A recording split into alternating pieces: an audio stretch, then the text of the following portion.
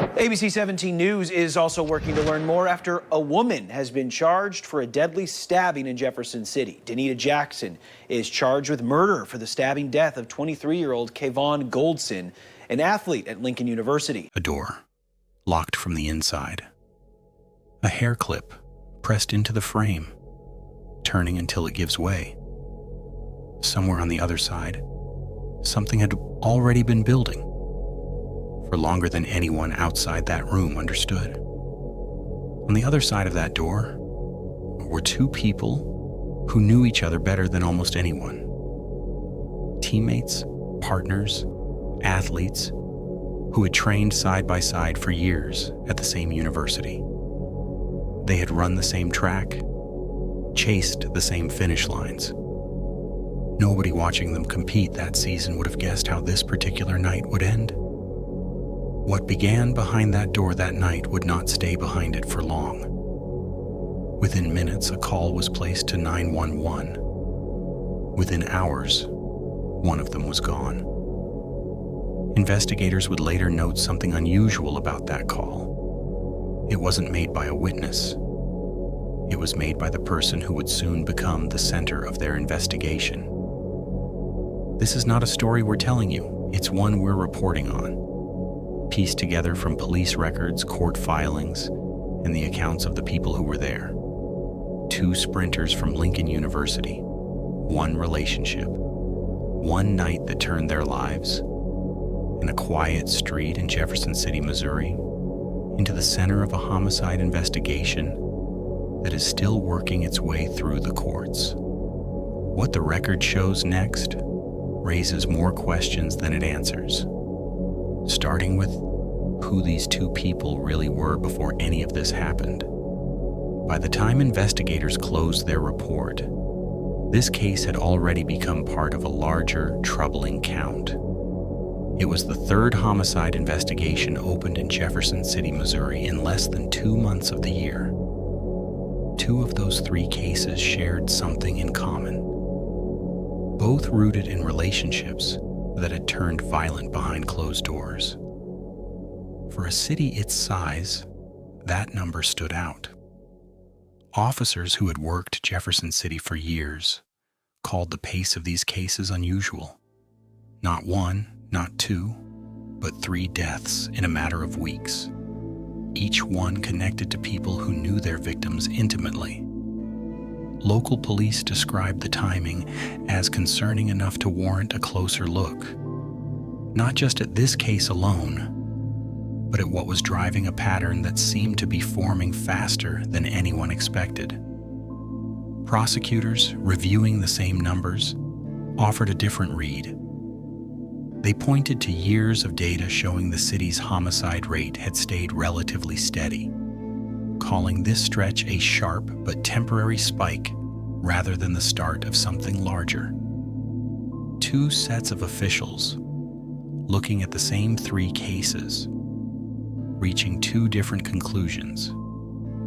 That disagreement alone tells you something about how difficult this pattern was to explain in real time, and why the case at the center of tonight's documentary would end up drawing far more attention than a single homicide investigation usually does. Because underneath the statistics was a very specific story. One relationship, one residence, and 2 people whose lives had been building toward this moment long before anyone outside of it knew their names. If you want cases like this followed all the way through, not dropped after the headline fades, subscribing helps you catch every update as this one moves forward. Before he was a name in a police report, Kevaughn Goldson was simply one of the most promising athletes to come out of Kingston, Jamaica, in years. He grew up running for Calabar High School before transferring to Kingston College, where he competed in both track and football for a program known across the island as the Purples. It's the kind of dual sport resume that gets noticed, and it earned him a scholarship path that eventually carried him across an ocean to a small university in the middle of Missouri. At Lincoln, he started as a middle-distance runner. By his senior year, coaches had moved him into a sprinting role, a shift that reflected how his ability kept evolving. He was studying journalism, closing in on graduation, and by every account still building. Not a finished athlete, but one still improving. When word of his death crossed back to Jamaica, it landed like a shockwave through a community that prides itself on staying close. Kingston College's principal called the news senseless. A young man in the prime of his life, gone without warning. A former coach told a local outlet he still couldn't bring himself to talk about it in detail. Online, teammates and fans from a track and field scene that had watched him grow up left message after message, grieving an athlete whose story had been cut off mid-sentence. Goldson wasn't only a name attached to a case file. He was known, he was mourned. And the shape of what happened to him would soon become the center of a very different kind of attention. One focused not on his running, but on the final hours of his life. On the other side of this case is a woman whose public story is far less complete. Danita Jackson was also a senior at Lincoln University, 27 years old, a sprinter on the women's team, originally from Burbus, Guyana. That much is confirmed. Beyond it, the record thins out fast. No coaches have spoken publicly about her. No hometown community has come forward with tributes or memories. Almost everything we know about Danita Jackson comes from one place: her own statements to police, given in the hours and days after Kevaughn Goldson's death. That detail matters more than it might seem to at first. When one person in a relationship can no longer speak for themselves, and the other becomes the primary source for how events are reconstructed, the resulting picture is inevitably shaped by only one perspective. It doesn't mean that account is false. It means it's incomplete by design. And understanding that imbalance is essential to understanding everything that follows in this case. Who Danita Jackson was before February of 2026 remains, for now, largely unknown to the public. Who she became after it is a matter now being decided in a courtroom. According to court documents, Jackson herself used a specific word to describe her relationship with Goldson when she spoke to investigators: volatile. It's a word that appears more than once in the probable cause statement filed in this case. She told police there had been previous domestic violence reports involving the two of them, a history that predated the night everything changed. She also told investigators that friends had warned her more than once to stay away from Goldson altogether. That warning did not end the relationship. Court records place Goldson at Jackson's residence on Fairmount Boulevard the Saturday night before the incident. He stayed over as he reportedly had before. By Sunday, a disagreement had already taken hold. The source, according to Jackson's own account, a missing bottle of cologne. One she said she'd agreed to replace. It sounds almost too small to matter. But investigators would later treat that dispute as the first spark in a sequence of events that ended in a homicide investigation. Jackson told police she wasn't feeling well that Sunday, but she went to work anyway, leaving Goldson asleep in her bed. Sometime later, she left early, before her shift had ended, and came home to a room that didn't look the way she'd left it. The bedding was disturbed. Goldson was gone. She told investigators she could hear her roommate's voice through a locked door, talking to someone inside. Using a hair clip, she worked the lock open. What she found waiting on the other side, according to the documents, was Goldson and her roommate together, both fully clothed, with the same bottle of cologne sitting between them, the one at the center of the fight from the night before. In that instant, Jackson told police she became convinced Goldson was having an affair with the woman she lived with. If you want the rest of this case laid out exactly the way the court record describes it, subscribing means you won't miss what comes next. According to the probable cause statement, Jackson confronted the two of them immediately, grabbing the cologne bottle, then grabbing Goldson by his shirt. What followed was a physical struggle. Jackson told police that Goldson kicked her, knocking her to the ground, and that he then pinned her down. It was in the middle of that struggle, by her own account, that she reached for a knife she said was under the bed and used it against him. Moments later, she was the one who placed the call to 911, reporting what had just happened. When officers reached the home on the 800 block of Fairmount Boulevard, just after 1 in the morning, they found Goldson with injuries consistent with a knife. He was taken first to a nearby emergency room, then airlifted to a hospital in Columbia, Missouri, where he underwent surgery. He did not survive the night. This is the point where the case stopped being a domestic dispute and became a formal homicide investigation, and where every detail in the evidence file starts to carry weight. At the hospital, officers photographed Goldson's injuries before he was moved into surgery. When they attempted to interview him about what had happened, they found him largely unable to cooperate. That single fact reshaped the entire investigation because it meant Jackson's account, delivered afterward in a police interview room, became the primary version of events on record.